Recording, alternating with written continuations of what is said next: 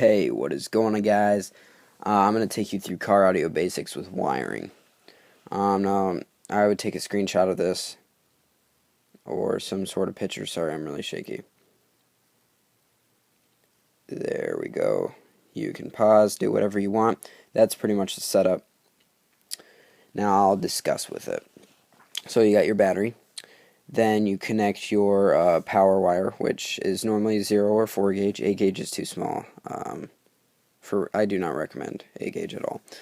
But you run that, then you got 6 to 12 inches of power wire until you gotta put your fuse there, just for safe voltage and stuff.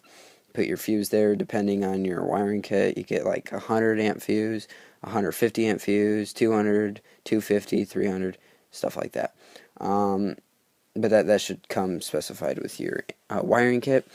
Then you run your power wire all the way across to your amp, and you just plug it into your positive terminal of your amp. You got to make sure, if you get 0 gauge, you got to make sure that you got a 0 gauge input on your amp. I have a 4 gauge input, so I had to shave some of the 0 gauge off. Actually, a lot, because 0 gauge is so much bigger than 4 gauge. Then you ground your amp with your negative, obviously, and then you got your 18 gauge remote wire, and you run that to the back of your head unit. And the back of your head unit has all of these wires. They're like, if you put it in an aftermarket head unit, you'd know what I'm talking about. They're just, take wire nuts and you color match everything. Well, you have a couple wires spare.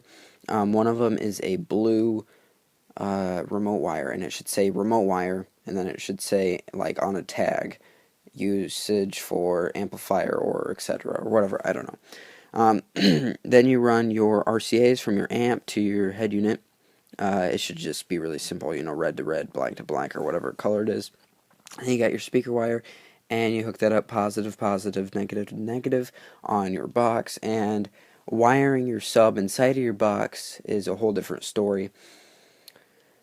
I'll get to that in a different video. Now, this is with a capacitor. Instead of just running your power wire straight to your amp, you would run your power wire, obviously, through the fuse, and then to a capacitor, and then out of the capacitor, in the same spot, to the amp. And it's like a mini battery.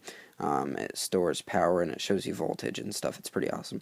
And then you ground that. Now, I grounded my amp to my capacitor, but I don't recommend that because voltage isn't very good.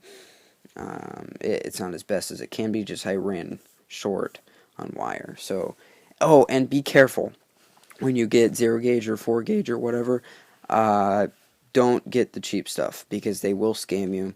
And like my friend, he got 0 gauge, so I don't know what company it was, but it says 0 gauge, and you looked at it and it had double plastic around it, so it was actually 4 gauge. And that was bad, because 0 and 4 gauge are completely different. Now, for speaker wire, you would want, I run 16 gauge because most wiring kits come with 16 gauge speaker wire. Obviously, I don't know why. I mean, even if you get 0 gauge, it comes with 16 gauge. It should come like with 12. But 8's for those big boys who run like 1200 watts to one sub or more. I wouldn't put it on like a Sundown SA. I would probably run like 12 gauge to that.